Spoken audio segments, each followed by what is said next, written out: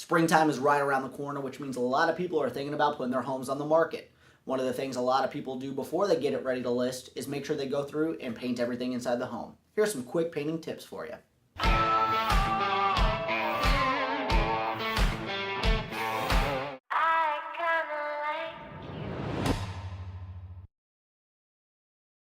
What type of paint is best?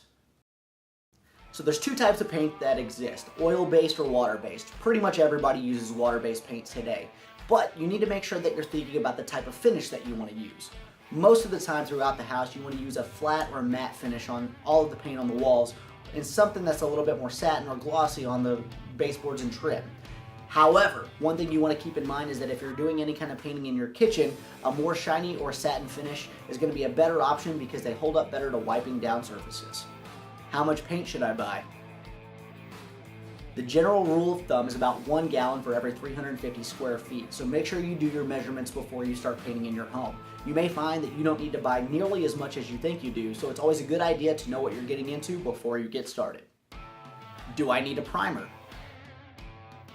Most of the time, you're not going to need a primer if you're painting a room unless you're going over a dark color with a lighter color or there's a lot of stains in the wall. A lot of times people are using paints that automatically have primers built into them so they're ready to go immediately and put them on the wall without any kind of touch-up or prep work. The other thing you do need to know, however, is that if you're going to go ahead and prime the walls, you need to make sure that they're smooth and ready to go before you start painting over them, and that you want to make sure you're using that matte or satin finish to hide any imperfections that might exist.